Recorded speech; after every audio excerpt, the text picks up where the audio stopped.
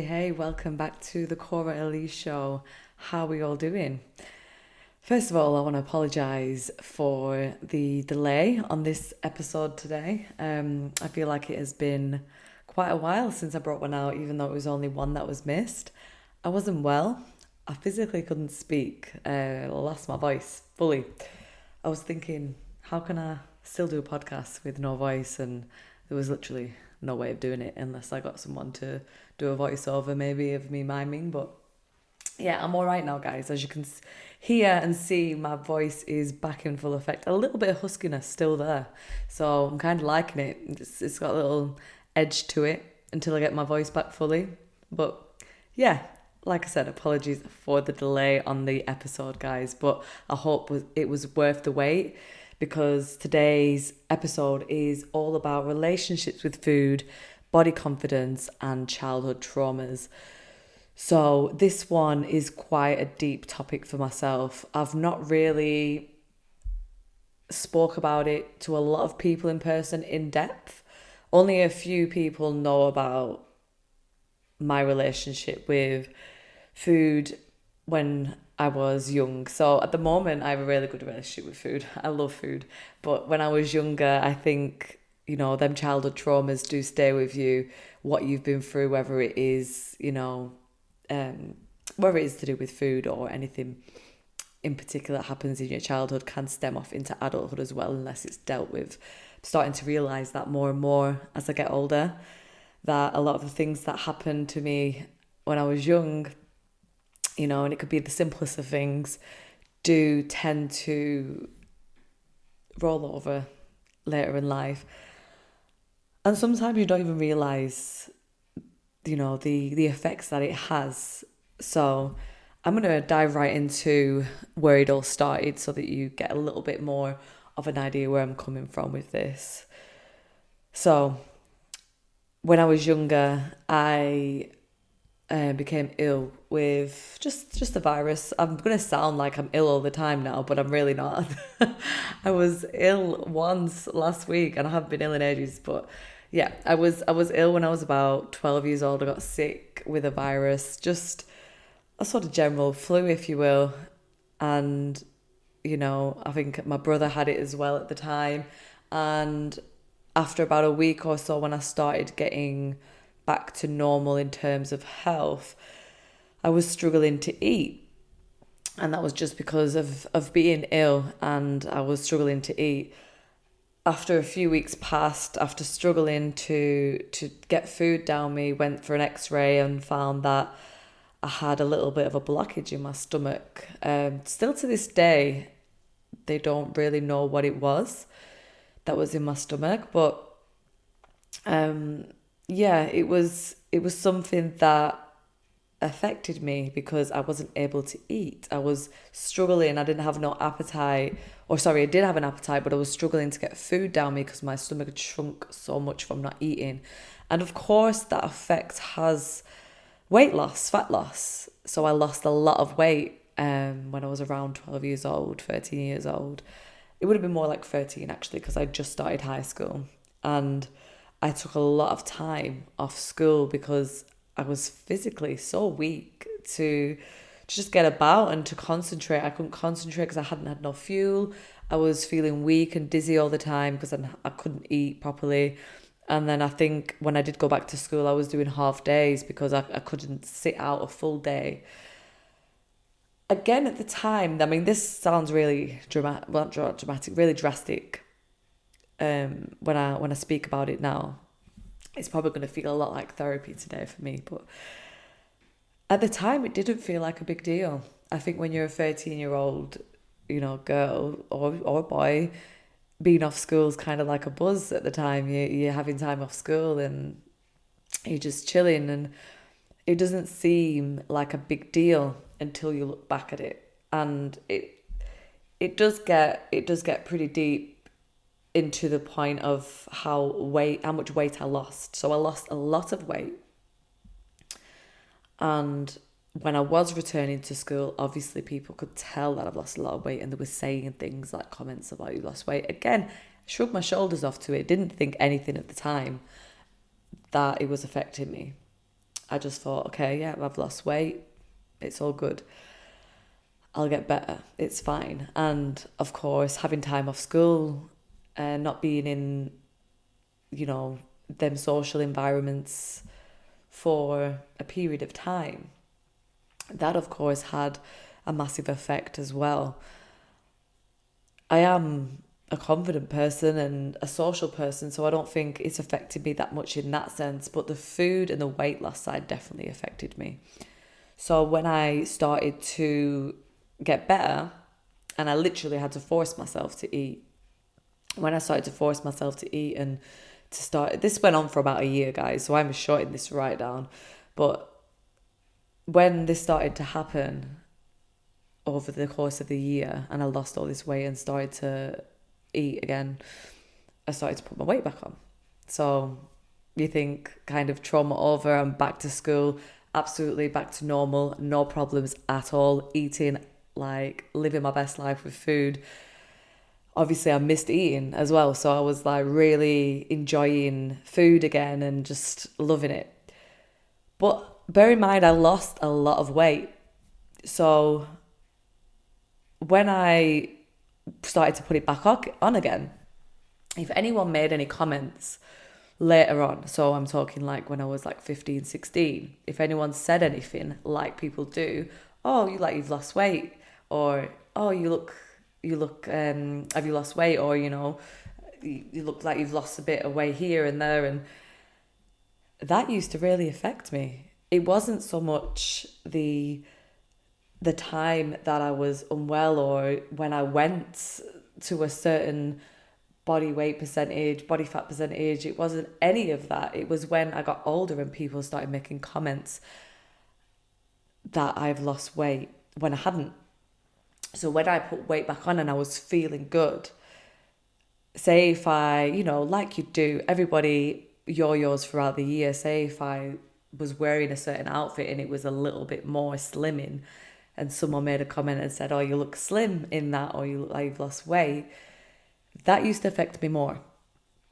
And hear me out in this, because some people might be listening. I don't want anyone to take this the wrong way and think, well, if someone says you've lost weight, that's a good thing. And it can be, but I think people throw it about too much now, in the sense of saying you've lost weight without knowing the person's history or without knowing why that person have lost weight. So you don't know whether that person has been ill or whether that person has intentionally lost weight. So yeah, it was something that really affected me, and I didn't actually notice, and I didn't notice at the time how much it affected me until I look at all the little patterns that was happening. So when someone said to me that I lost weight, and this rolled right over into my 20s, when someone had made a comment, I would binge eat, like full on binge eat, because I thought that I'd lost weight and I didn't want to go back to where I was. And it's crazy to think about now, because I have such a good relationship with food. I look after myself. I train well. I never thought of myself of having some eating disorder, or I've never thought of myself going through any of that. But when I look at the patterns of someone saying certain comments that would then result to me eating a lot of calories in one go, which it pretty much is binge eating, I just think, wow, like I didn't even realize how much that was affecting me at the time. So it's almost like when someone said something, there was a pattern of me binge eating, and then I would look into the mirror and think that I've lost a lot of weight, even though I hadn't. Words can be so powerful. When people say certain things, you start to believe them, and you can be feeling on top of the world. And if someone makes one comment, and it doesn't always necessarily have to be a negative thing. Someone could be saying it with the best intentions. But if you're feeling any kind of feelings towards something, or if you've not dealt with that childhood trauma, you're going to take that the wrong way. And that can go with anything that you've dealt with. If you've dealt with anything when you're younger and you've not sort of realize how much it affected you later on in life, and you've carried it on, and someone makes a comment about something. This can be on the other way as well. If someone says you put on weight, and you don't deal with that childhood trauma, that could be a big thing. Because I know a lot of people sort of label themselves as well and say, I used to be the big child, or I used to be the skinny child, I've always been the skinny one. People say that and they label themselves, and they might not look like that now, but they sort of feel like they have to make that comment that I used to be the skinny child, but now I'm not. Just to sort of give you that vibe, as if to say, well, don't call me skinny because I'm not a skinny child now. So that's a little history lesson and a little bit of therapy for me. But that rolled over, guys, right over to my early 20s of me sort of taking them comments the wrong way and seeing it as, well, they think I've lost weight. I started looking at myself and thinking that I've lost weight, putting that in my head, looking in the mirror and looking at all the things that I wasn't happy with rather than the things that I was happy with, and thinking, okay, I've lost too much weight. I don't want to go back down that route. I need to put on some weight so that I can maintain again. So let me binge eat. Let me eat all these high calorie foods all in one go, and then I will be all right the next time I see this person. No, that is a wrong attitude to have. And honestly, it took me so long to realize that I was even doing that, because it wasn't even a case of I was going to plan it. I was going to go home and eat this food because this person said it. Someone would say I'd go home and I'd look for high calorie foods to try and make myself feel better that, someone said I'd lost weight. So when I started to realize this was a pattern that was happening, I had to dig deep and sort of think to myself, when people say these things, when people say you've lost weight, when they might say you put on weight, whatever it is, then they're saying that most of the time with the best intentions. So they might not even be saying you've lost weight as a whole. They might be saying it as you've lost weight, meaning you've lost weight over your midsection, or, that might be their way of saying you look good, because some people sort of categorize losing weight with looking good, which isn't the case. So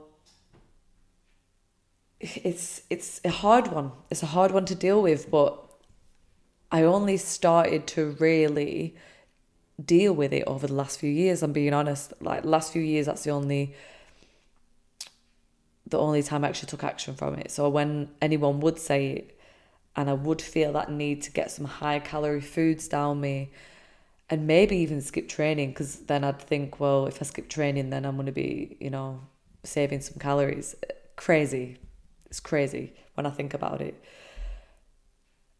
When I started noticing it, I had to dig deep. I had to just think to myself, well, this person's saying with the best intention. I haven't lost weight to the point how I was when I was ill or when I was 13. I don't look like that, where my ribs are sticking out, and I don't look like that. I look healthy, I look after myself, and I'm good. I don't need to do this. I don't need to eat all these foods in one go. And once I started telling myself that every time, and it was hard. It was hard because I would really feel that need to try and eat a bit more food, even if it was throughout the week, because I thought that I started believing that I'd lost weight. But it took some time, and I got through it, and I definitely have a better relationship with food in that sense now. So, when someone says that I've lost weight, I take it as a compliment. I've never really been someone to strive for fat loss or for weight loss in the sense of getting completely lean and shredded, because I've been through that, and I know that it's not a healthy place to be in. I was literally nearly fainting standing up, and at a young age. So, I think I was even late into starting my periods because I was so lean and at a young age. So yeah, I don't want to be like that, but I know that I won't be like that again because I look after myself and I don't need somebody else to justify or tell me that. And that goes the same with being in a certain profession. So I did experience it a little bit in when I became a personal trainer. So I think a lot of personal trainers out there can relate that they feel they need to fit this category of being shredded or being completely ridiculously in shape as a personal trainer. And yeah, you do need to practice what you preach as a trainer. I believe that for sure. You definitely need to be able to demonstrate an exercise to a client and train yourself and look after yourself, but you don't have to be shredded to be a personal trainer. And when I first started my personal trainer journey, I was in good shape and I almost felt like I needed to get in better shape, but more in a shredded way rather than, any other way, in a performance way, say. So I felt like rather than trying to get stronger on my deadlifts, that I need to just get ridiculously lean and start doing hundreds of burpees and cut my calories down and season my food less and all that palaver. And if that's for someone out there, if that's what they want to do, then that's fair enough. Everyone's entitled to their own journey. But I felt like I had this pressure as a personal trainer to then get lean. And I was like, I do not want to be ridiculously lean how I was when I was young. That isn't me. I want to be healthy. I want to embrace my curves. And, if I get a flat stomach and abs through that as well, then it's a bonus, but it's not something that's needed. So you do go for these certain journeys. And obviously, when I became a personal trainer about 5 years ago, that was another journey that I had to sort of tell myself, I don't need to look this certain way. Yes, I do need to be in shape as a personal trainer. Personally, that's my opinion. But I don't need to be shredded or fit this certain look. I can just be me. And I've got the knowledge and expertise to help people. I don't need to look this certain way. So, yeah, it's difficult when so many people, and social media as well can be so toxic in that sense. So many people and so many influences and noise just telling you to look this certain way and telling you if you don't look this certain way, then you're not healthy or you're not worthy. It's absolute rubbish. You just need to dial into yourself. And if you want to be shredded, if you want to look that way, don't put that pressure on you where it's going to make you feel ill. But if that's how you want to look, then look that way. And if someone says, you're looking too bulky, ignore them. Ignore them. Most of the time when people say things, like I said, it's either for jealousy or it's because people are saying it with good intentions. I do believe that. It's just sometimes the way people say things, it can come across differently. The way you say something to someone, it can be taken a different way. So when you say stuff to people, and I've had to check myself on this, if you say to someone, oh, you look like you've lost weight, or, oh, you're looking good, and they might be feeling like the worst, they might be experiencing the worst experience they've ever seen in their life. So you've just got to be careful what you say to people. There is other ways to compliment people. You can say to people that, you with the training, you can say, oh, you're looking stronger, or, oh, you're performing better. You don't have to say about physical things. Just be mindful of what you're saying to others and to yourself. I do believe that you do need to really be cautious of what you're saying to yourself, because then you start to believe that. Body confidence and relationships with food are two massive things at the moment, especially across on social media, since fitness is massive on social media as well. Your relationship with food will affect your body confidence and vice versa.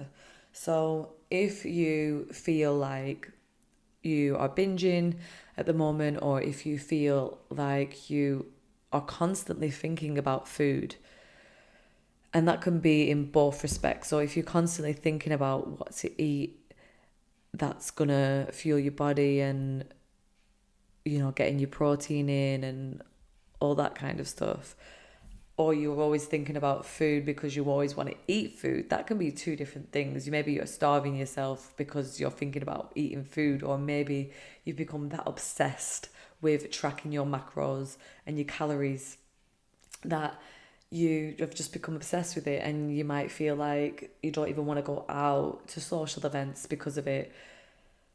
That relationship with food can take over your life. Like, you need to have a good relationship with the food that you're eating. My best advice to you is to, whatever journey you're on, try and eat intuitively. So try not to let food control you, and look at the bigger picture. So if you are eating for fuel and to fuel your body to train, try and eat all the best foods that you can. And if you have a little bit of a treat, then you've had your treat. Don't beat yourself up over it. It's just not worth doing. You just end up feeling worse for it. So just have the treat, and that's good. You've done it. It's fine.